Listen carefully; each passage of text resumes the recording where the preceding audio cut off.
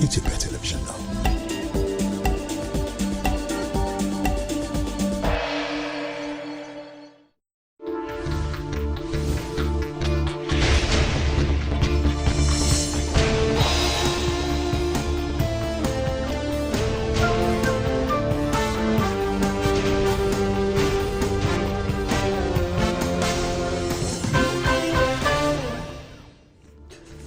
ግንቦት 3 2018 ዓመተ ምህረት ተናስልኝ እንደምናመሻችሁ ኢትዮጵያ ቴሌቪዥን ነው። ኢቲቪ 57 ጀምሯል። ዋና ዋና ጉዳዮችን ላስወጋችሁ።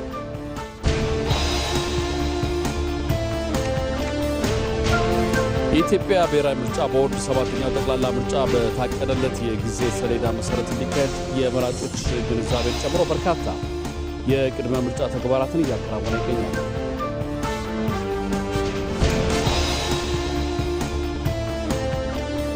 መገናኛ ብዙሃን ከጥላቻ ንግግርና ከሐሰተኛ መረጃዎች የጸዱ ዘገባዎችን በማቅረብ የሀገር ሰላም ግንባታ ላይ መስራት ይጠበቅባቸዋል።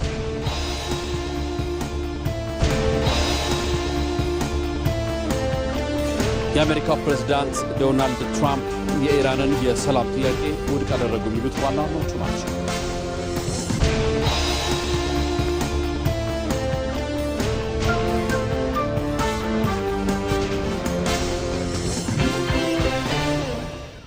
ከዜናዎቹ ጋር አንተነህ ደግፌ ነኝ። አብራችሁን ቆዩ።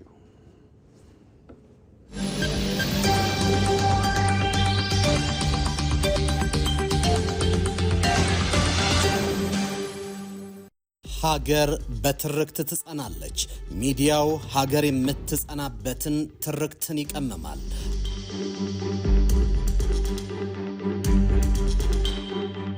አስተሳሳሪ ትርክቶችን ማንበር የሀገር አንድነትን ያጠናክራል። ሚዲያ የሀገር የውጭ ጉዳይ ፖሊሲ ማስፈጸሚያና የብሔራዊ ጥቅም አስጠባቂ ነው።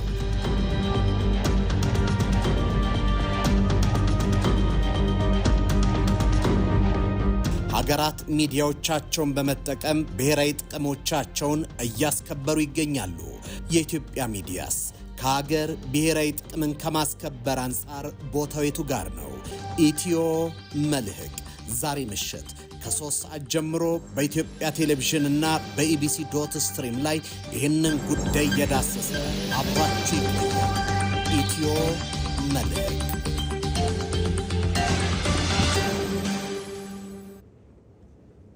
ጠቅላይ ሚኒስትር አብይ አህመድ ከዓለም አቀፉ የገንዘብ ተቋም IMF ዋና ዳይሬክተር ጋር ተወያዩ። ጠቅላይ ሚኒስትር አብይ አህመድ ከዓለም አቀፉ የገንዘብ ተቋም IMF ዋና ዳይሬክተር ክሪስታሊና ጆርጂያቫ ጋር ተገናኝተው በኢኮኖሚ እድገት አጋርነትና ቅድሚያ በሚሰጣቸው የጋራ ጉዳዮች ላይ ሰፊ ውይይት ማድረጋቸውን በማህበራዊ ትስስር ገጻቸው ላይ አስፍረዋል።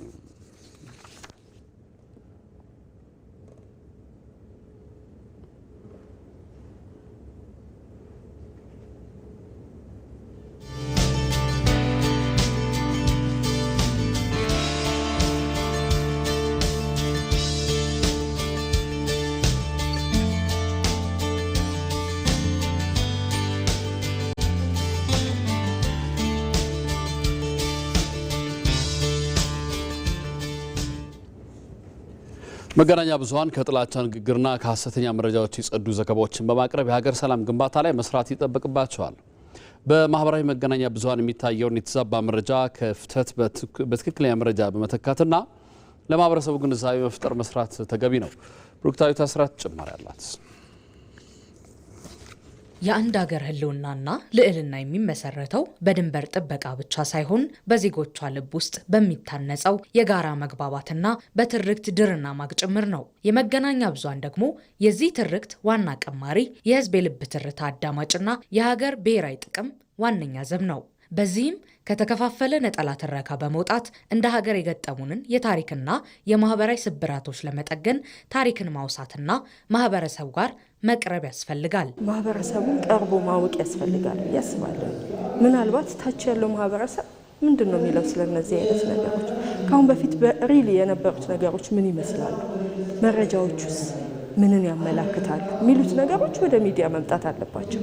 ወደ ጦርነት የሚመሩንን ወደ ግጭት የሚመሩንን ነገሮች ቀድሞ ለመከላከል ለማስቀረትም የሚደረግ ሂደት ነውና በህብረተሰቡ መካከል ውይይቶች፣ ምክክሮች እንዲኖሩ ማበረታታት፣ መልካም እሴቶች አሉ በየብሔሩ ሁሉም ጋር እነሱን ደግሞ አጉልቶ በማውጣት እነዚህን የቅድመ መከላከል ስራዎችን መስራት ግጭትን ብቻ ሳይሆን በሰላም እንድንኖር የሚያስችሉንን እሴቶችን መገንባት ላይ በደንብ ሚናችንን መወጣት አለብን ብዬ አስባለሁ። ሁሉንም ማህበረሰብ ተሳታፊ የሚያደርግ የጋራ የሆነ ትርክት መፍጠር ከመገናኛ ብዙሃን ይጠበቃል። ይህን ሲፈጥር ደግሞ የማህበረሰቡ መገናኛ ብዙሃን የራሱ እንደሆነ ባለቤቱ እንደሆነ አድርጎ እንዲወስድ ያደርጋል፣ ተሳታፊ ይሆናል ማለት ነው። ከዚህ ቀደም ይስተዋሉ የነበሩ የነጠላ ትርክቶች የሀገር ገጽታ ግንባታ ላይ አሉታዊ ጫና ሲፈጥሩ ቆይተዋል። በመሆኑም መገናኛ ብዙሃን እነዚህን የተዛቡ አመለካከቶችን በማረም በግለሰብም ሆነ በጋራ የሚያስተሳስሩንን ብሔራዊ እሴቶች አጉልተው የመገንባት ታላቅ ኃላፊነት ይኖርባቸዋል። ሁላችንንም በጋራ እንደ ሀገር ሊያሰባስበን የሚችል ልክ እንደ አንድ ዣንጥላ እንደ ዋርካ ያለ ሀሳብ አለ፣ ሀሳቦች አሉ። ኢትዮጵያውያን ስልጣኔ፣ ሰሜን ስልጣኔ በዩ በደቡብ፣ በምስራቅ፣ በምዕራብ ያሉ ስራዎች በሙሉ የአንድ ብሔረሰብ ወይም የአንድ ማህበረሰብ የዛ አካባቢ ሰዎች ስራዎች አይደሉም። ከተለያየ ቦታ ሰዎች ሀሳባውያን ሰሪዎች ይመጣሉ። እነዚህ ትርክቶች በጋራ የሰራናቸው ነገሮች የኛ የኢትዮጵያውያን ናቸው ብሎ የማቅረቢያ መንገድ ነው። የጋራ ትርክት በጋራ ነው ያደግነው፣ በተናጠል ያደግነው ነገር የለም። በነገራችን ትርኮቻችን ከዛ አንጻር እንዲሆኑ ነው የሚፈለገው። ስለ ሰላም በማውራት ብቻ ሰላም አይመጣም። ችግሮች ካሉ፣ አሳሪ መንገዶች ካሉ እነዛም ላይ በደንብ ተወያይቶ በነፃነት ምህዳሩን አግኝቶ ግን ደግሞ ኃላፊነትን በሚሰማው መልኩ ስራዎችን ማከናወን ነው የመጨረሻው ግብ ላይ ያደርሳል ብዬ የማስበውና የጎደለ ነገርም ሲሆን ደግሞ ኃላፊነት በተሞላበት መንገድ ሚዲያዎች፣ ጋዜጠኞች ኃላፊነታችንን መወጣት አለብን ብዬ አስባለሁ። በተለያዩ መገናኛ ብዙሃን የጋራ ትርክቶችን ለመገንባት የሚደረገውን ጥረት የማህበራዊ መገናኛ ብዙሃን ሚና እያደናቀፈው ይገኛል። ይህንን ችግር ለመቅረፍ ደግሞ የግንዛቤ ማስጨበጫ መንገዶች ሊመቻቹ ይገባል። የትውልድ ግንባታ በጣም ያስፈልጋል። አገር የምትገነባው በትውልድ ነው። ወጣቱ ላይ መስራት፣ ሀገርኛ ጉዳዮች፣ ኢትዮጵያዊኛ ጉዳዮች፣ አፍሪካዊኛ ጉዳዮች አእምሮ ላይ መሰራት አለበት። የተሻለ ሀገር፣ የተሻለ ትውልድ እንዲፈጠር በብዙ መልኩ መሰራት አለበት። የት ነው የሚሰራው? አንደኛው ትምህርት ቤቶቻችን ውስጥ ልጆቻችንን በምን ነው የምናሳድገው?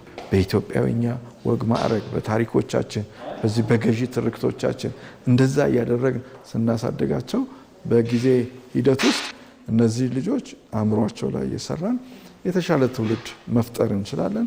የተሻለ ሀገር መፍጠር እንችላለን። ዋናው ስራ ሚኒስትሪ ቢሆንም ግን ይህን የጥላቻን ንግግሮችን አንደኛው ፋይት የሚያደርጉበት መንገድ በማጋለጥ ነው።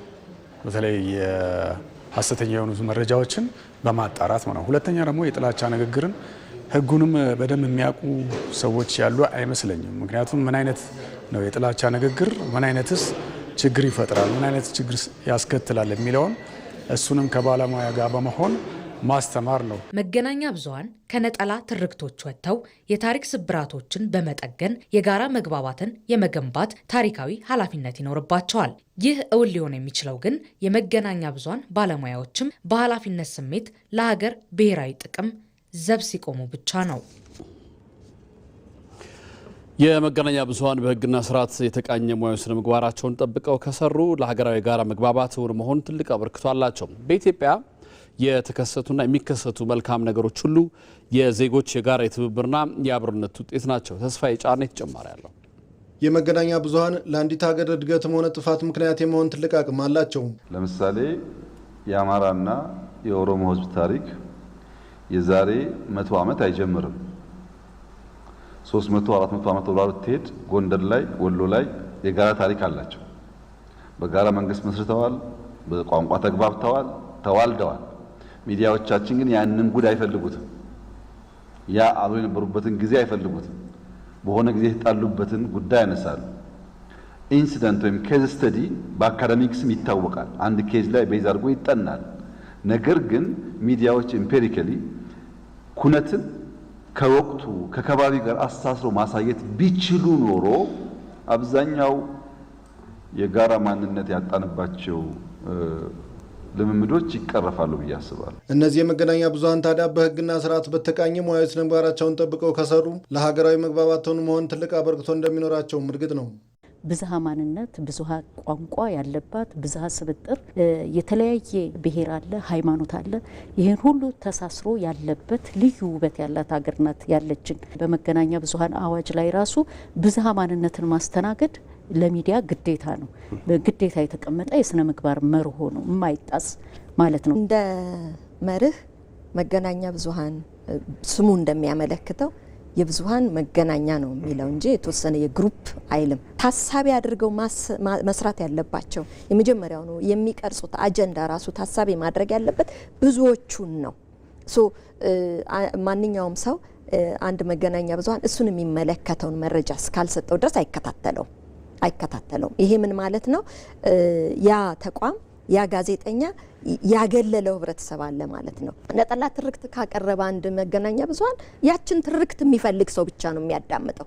በኢትዮጵያ የተከሰቱና ለሚከሰቱ መልካም ነገሮች ሁሉ የዜጎች የጋራ የትብብርና የአብሮነት ውጤቶች መሆናቸውን ያስታወሱት ከኢቲቪ ዳጉ ውይይት መድረክ ጋር ቆይታ ያደረጉ ባለሙያዎች ይህንን የዜጎችን የጋራ ውጤት እውቅና መስጠት የመገናኛ ብዙሃን ሀገራዊ ኃላፊነት ነው። የህዝቦችን ብዝሃ ማንነት በዚህ ሀገር ላይ እያንዳንዱ የተመዘገበው እድገት በኢኮኖሚ ልንለው እንችላለን፣ ብልጽግናን በማረጋገጥ ረገድ በተለያየ በሰላም፣ በደህንነት፣ በተለያዩ እሴቶች ግንባታ፣ መልካም እሴቶች ግንባታ ላይ በተናጠል የመጣ ውጤት የለም። ስለዚህ ይሄን አስተሳስሮ የጋራ ማንነትን አጋምዶ ማሳየት ይጠበቃል። የነጠላ ትርክት የምንለው እዚህ ጋር ነው። የወል ትርክታችን የምንለው ሚዲያው በአጽንኦት መስራት ያለበት በዚህ ረገድ ይሄን ነው። ኢፌክቱ ምንድነው የሚሆነው? ያችን ትርክት አዳምጡ የታጠቀ ህብረተሰብ ውስጥ ሲኖር አኗኗሩን ያናጋዋል። ምክንያቱም እሱ በመረጃ ታጥቋል ማለት ነው። የሰማውን ይዞ ህብረተሰብ ውስጥ ሲሄድ ግንኙነታቸው ይናጋል። እነዚህን ነገሮች ሁሉ ነው ማሰብ መቻል ያለብን እና የጋዜጠኝነት ኃላፊነት ተጠያቂነት አለበት። ተጠሪነቱ ለማህበረሰቡ ነው ብለናል። እውነትን መናገር መቻል አለበት ብለናል። ለራሱም ክብር መስጠት መቻል አለበት። ሐሰተኛና ስሜታዊ ዘገባዎች ለዘላቂ ሀገራዊ መግባባት ጠቀሜታቸው ይልቅ ጉዳታቸው የአንበሳውን ድርሻ ስለሚወስድ ለእውነት ሲባል የሚከፈል መስዋዕትነት ከመገናኛ ብዙሃን ይጠበቃል።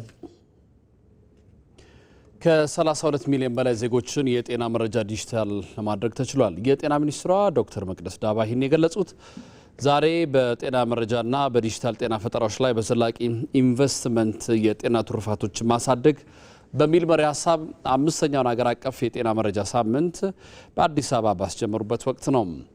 መንግስት የጀመረው የዲጂታል 2030 ስትራቴጂ እውን እንዲሆን በጤናው ዘርፍ በርካታ ተግባራት መከናወኑን የገለጹት ሚኒስትሯ እስካሁን ከ32 ሚሊዮን በላይ የሚሆኑ ተገልጋዮችን መረጃ ዲጂታል ማድረግ መቻሉን ገልጸዋል። የጤና ተቋማት ዘመናዊ ዲጂታል አገልግሎት እንዲሰጡ ከማድረግ ባለፈ በበርካታ ተቋማት ከወረቀት ነፃ የሆነ አሰራር ተግባራዊ እየተደረገ እንደሚገኝም አብራርተዋል። በዕለቱ በጤናው ዘርፍ ውጤታማ ቴክኖሎጂ የተገበሩ ተቋማት እውቅናም ተሰጥቷቸዋል። የዘርፉ ባለሙያዎች ከቴክኖሎጂ ጋር እንዲላመዱ በማድረግና እስካሁን ወደ ዲጂታል አሰራር ያልገቡ ተቋማትን በማካተት ረገድ በትኩረት እንደሚሰራ ሚኒስትሯ ገልጸዋል።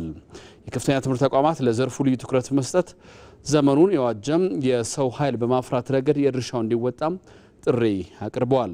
ሀገር አቀፍ የጤና መረጃ ሳምንትም እስከ ግንቦት 7 2018 ዓ.ም የሚቆይ መሆኑን የዘገበው ሪፖርተራችን ማሪ አለሙ ነው።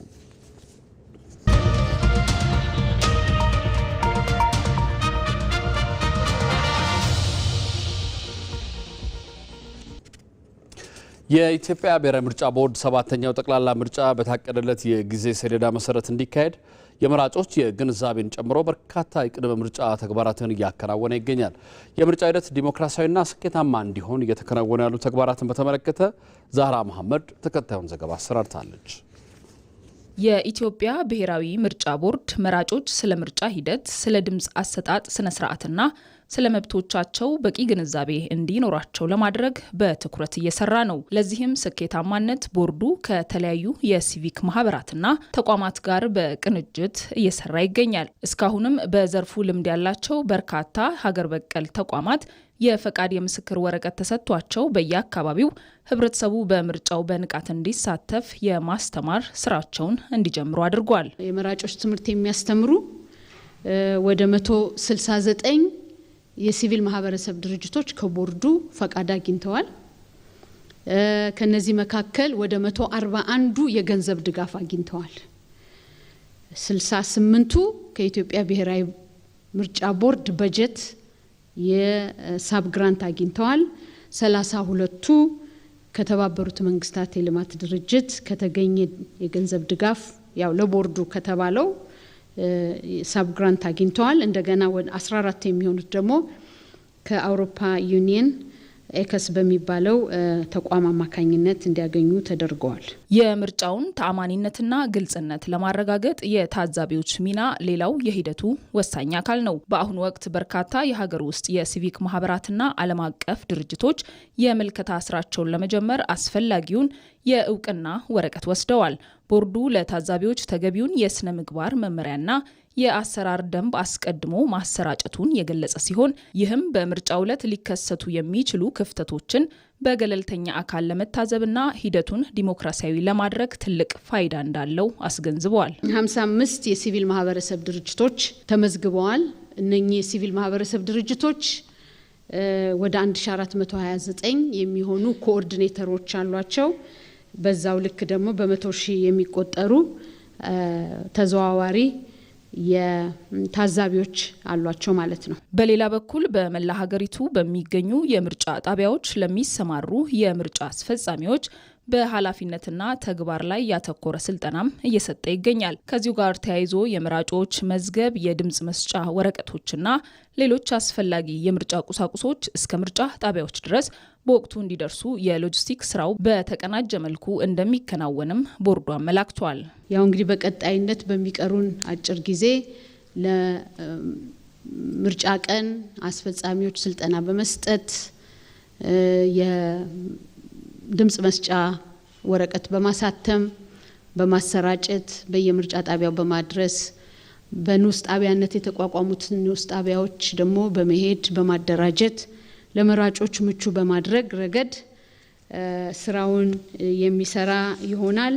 የኢትዮጵያ ብሔራዊ ምርጫ ቦርድ 7ኛው ጠቅላላ ምርጫ ነፃ፣ ገለልተኛና ሰላማዊ ሆኖ እንዲጠናቀቅ የጀመራቸው የቴክኒክና የሎጂስቲክ ስራዎች ተጠናክረው ቀጥለዋል። እነዚህ ከግንዛቤ ማስጨበጫ እስከ ታዛቢዎች ዝግጅት ያሉ ተግባራት የሂደቱን ተአማኒነት ከፍ የሚያደርጉ ሲሆን የመራጩ ህብረተሰብ ንቁ ተሳትፎም ለዲሞክራሲያዊ ስርዓት ግንባታ ያለው አበርክቶ የላቀ መሆኑ ተመላክቷል።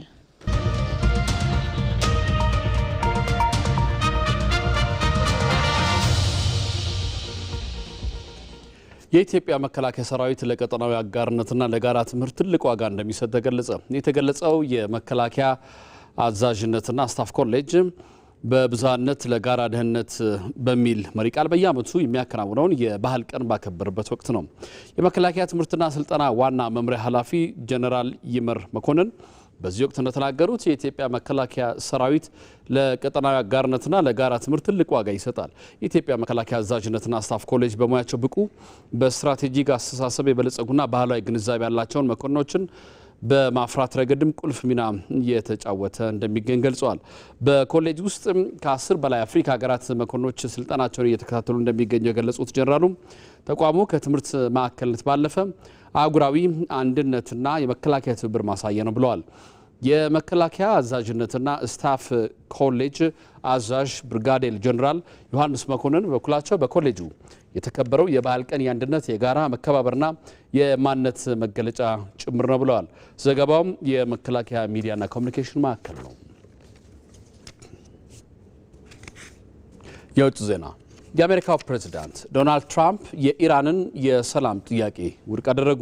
የአሜሪካና የኢራን ዲፕሎማሲያዊ ፍጥጫ የዓለምን ኃይል ሚዛን እያናጋ ባለበት ወቅት ፕሬዝዳንት ዶናልድ ትራምፕ መፍትሄ ፍለጋ ወደ ቤጂንግ ሊያቀኑ ነው። ሰለሞን ገዳ ተጨማሪ ያለው።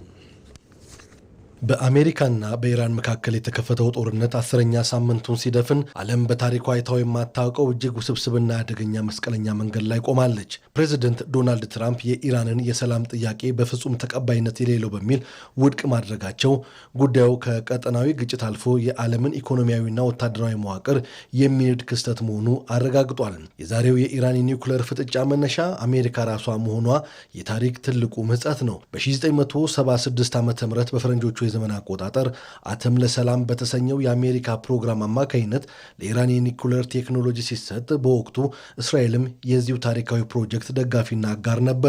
ሆኖም በ1979 የኢራን አብዮት ኃይል ስልጣን ሲይዝ ትናንት አሜሪካ ለልማት የሰጠችው መሳሪያ ዛሬ ለጥፋት ተብሎ ተፈረጀ። የቀድሞ የአሜሪካ የደህንነት ሹም ጆን ኬንት እንደገለጹት ጦርነቱን ከመጀመሯ በፊት ኢራን የኒኩሌር መሳሪያ የሰራች እንዳልሆነ በተጨባጭ መረጃ ብታውቅም በእስራኤል ከፍተኛ ግፊትና ፕሮፓጋንዳ ወደማይወጡበት ጦርነት ተገብቷል። ይህ የሚያሳየው ጦርነቱ ከኒኩሌር ስጋት ይልቅ የቀጠናውን የኃይል የበላይነት ለመቆጣጠር የታለመ መሆኑን ነው። ኢራን በአሁኑ ወቅት የያዘችው አቋም መተማመን የለም የሚል ነው። ከዚህ ቀደም በድርድር መሃል 2 ጊዜ ጥቃት እንደደረሰባት የምታምነው ቴሄራን አሁንም የምትጠይቀው ተራ የተኩስ አቁም ሳይሆን የማይሻር ዋስትና ነው። መጀመሪያ ጦርነቱ ይቁም፣ ማዕቀቦች ይነሱ፣ ከዚያ ስለ ኒውክሌር ጉዳይ እናወራለን የሚለው የኢራን አቋም መጀመሪያ የበለጸገ ዩራኒየም የሚሰጠኝና ፕሮግራሙ ይዘጋ በሚለው የአሜሪካ አቋም ተቃርኖ ገጥሞታል። የእስራኤል ጠቅላይ ሚኒስትር ቤንያሚን ኔታንያሁ ጦርነቱ ገና አላበቃም ብለዋል። ኢራን የጠነከረ የኒኩሌር አቅም እስካላት ድረስና የሷን ተልዕኮ የሚፈጽሙ ቀጠናዊ ኃይሎች እንደ ሂዝቦላ ያሉት ስጋት መሆናቸው ካልቀረ ወታደራዊ እርምጃ ሊወሰድ እንደሚችል ፍንጭ ሰጥተዋል። ይህ የኔ ቅደም ትንቅንቅ ደግሞ ድርድሩን ፍሬ እንዳያፈራ አድርጎታል። ኢራን ዩራኒየም አሳልፋ ላለመስጠት የወሰደችው አቋም ስምምነቱን የማይታሰብም አድርጎታል። ኢራን አሁን የሆርሙዝ ሰርጥን ሙሉ በሙሉ በቁጥጥሯ ስር መዋላ ደግሞ የዓለምን የኃይል ሚዛን ቀይሮታል። ከዓለም ነዳጅ ንግድ ውስጥ 20 በመቶ የሚተላለፍበት ይህ ወሳኝ መስመር ለመቆጣጠር ቴህራን የዘረጋችው አዲስ ወታደራዊ መዋቅር አሜሪካን ለከፍተኛ ስጋት ዳርጓታልም። አሁን ላይ ማንኛውም መርከብ በሰርጡ ለማለፍ ከቴህራን ፈቃድ ማግኘት ያለበት ደረጃ ላይ መድረሱ የአሜሪካን የባህር ላይ የበላይነት መክሰም ያበሰረ ሆኗል። የነዳጅ ዋጋም በአንድ በርሜል $4 በላይ ጭማሪ ማሳየቱ በዓለም ዙሪያ የሸቀጦች ዋጋን ከፍ አድርጎታል። በተለይም በፓኪስታንና መሰል ታዳጊ ሀገራት የነዳጅ ዋጋ ጣሪያ መንካቱ ጦርነቱ የዓለምን ድሆች ጉሮሮ እየነካ ስለመሆኑ ማሳያም ተደርጓል። እናም አሁን ላይ የአሜሪካው ፕሬዝዳንት ዶናልድ ትራምፕ በሚቀጥሉት ቀናት ወደ ቻይና የሚያቀኑት በሁለት ስልቶች ተነሳስተው ሊሆን እንደሚችልም እየተነገረ ነው። አንደኛው ቻይና በኢራን ላይ ጫና እንድታደርግ ለመጠየቅ ሲሆን፣ ሁለተኛው ደግሞ የነዳጅ ዋጋ መናር ቻይናንም እየጎዳ ስለሆነ የጋራ መፍትሄ ለመፈለግ ነው። ይሁን እንጂ ኢራን በድርድር ስም ጊዜ መግዛት አይቻልም በማለት በሩን ከርችመዋለች። በወታደራዊ ግንባር ደግሞ ኢራን ለድርድር ብትቀመጥም በስተጀርባ ግን እስከ መጨረሻ ትንፋሽ ለመዋጋት መዘጋጀቷን እየገለጸች ነው። የአብዮታዊ ዘብና የባሲጅ ተዋጊዎች በተጠንቀቅ መቆማቸውን ለዋሽንግተን ትልቅ የቤት ስራ ሆኗልም። የዛሬው ቀውስ አሜሪካን ከሁለት አስቸጋሪ ምርጫዎች ፊት አቁሟታልም ነው የሚባለው። አንደኛው ምርጫ የኢራንን ሉዓላዊነትና የሆርሙዝ ሰርጥ ቁጥጥርን አምኖ መቀበል፣ በሰላም መውጣት ነው። ይህ ግን ለአሜሪካ ታላቅ ውድቀት ተደርጎ እየተነገረ ነው። ሁለተኛው ደግሞ ወታደራዊ እርምጃን በመቀጠል ዓለምን ወደማይቀረው የኢኮኖሚ ውድቀትና ወደ ታላቅ የዓለም ጦርነት መክተት ነው ተብሏል። ለዚህም ሀገራቱ በዲፕሎማሲና በወታደራዊ ኃይል መዋጋታቸውን ቀጥለዋል። ሁለቱ ወገኖች አሁን ላይ ኢራንና አሜሪካ አንደኛው በሌላኛው ላይ የበላይነት ለመያዝ የሚያደርጉት ጥረት እንቅፋት ሆኖ ብቅ ያለው ደግሞ አንደኛው ለሌላኛው የሚያቀርበው የሰላም ነጥብ ነው። አሁን ላይ አሜሪካ በሌሎች ሀገራት ላይ እንደምታሳየው በኢራን ላይ የበላይነቷን ለማሳየት ብዙ ብጥርም እንዳልተሳካላት ነው የዘርፉ ተንታኞች የሚናገሩት። በተለይ ደግሞ ቅድመ ሁኔታዎችን አስቀምጣ ያነዛን ቅድመ ሁኔታዎች ቴህራን እንድትቀበል የማድረጉ የበላይነት ሊሳካላት አልቻለም ተብሏል። በቀጣይ ቀናትም ምናልባትም አሜሪካ በፓኪስታን በኩል የቀረበላትን የኢራን የሰላም ሀሳብ ውድቅ ከማድረግ ባለፈ ሌላ የሰላም እቅድ ልታቀርብ እንደምትችል ነው በስፋት እየተነገረም ያለው። ትራምፕ ረቡዕ ዕለት ወደ ቤጂንግ በማቅናት ከቻይና ፕሬዚደንት ሺ ጂንፒንግ ጋር በሚያደርጉት ውይይት ቻይና በኢራን ላይ ጫና እንድታደርግ ይጠይቃሉም ተብሎ ይጠበቃል። ምናልባትም የአትላንቲክ ካውንስል መረጃ እንደሚያመለክተው ትራምፕ ወደ ቤጂንግ ማቅናታቸው ከኢራን ተጽዕኖ ባለፈም በዓለም አቀፍ ደረጃ የአርቲፊሻል ኢንቴሊጀንስ ኤአይ የበላይነትን ለመቆጣጠር የምታደርገውን ጥረት ቻይናን ለመግታት ያለመም እንደሆነ እየተነገረ ነው። በተለይም አሁን ላይ መረጃዎች እንደሚያመለክቱት አሜሪካ ቻይናን በ4 ወራት ብቻ ነው በኤአይ ዘርፍ ቀድማ ወደፊት የምትገኘው። ቻይና ደግሞ በተቃራኒውም ከ80 ከመቶ በላይ የሚሆነውን የኤአይ ኢንዱስትሪ ብሎም የታዳሽ ኃይል ልማት የሚውሉ በርከት ያሉ መሰረተ ልማቶችን ለማንቀሳቀስ የሚረዳውን የቺፕ በበላይነት መቆጣጠሯ ደግሞ አሜሪካን ሌላ የቤት ስራ የሰጣት ጉዳይም ተብሏል። ከኢትዮጵያ ቴሌቪዥን ኢቲቪ 57 እዚህ ላይ በቃል በተከታታይ የቢዝነስና ስፖርት ጉዳዮች ይቀጥላሉ። ከኔ ጋር 2 ሰዓት ላይ እንገናኛለን። አብራችሁን ቆዩ።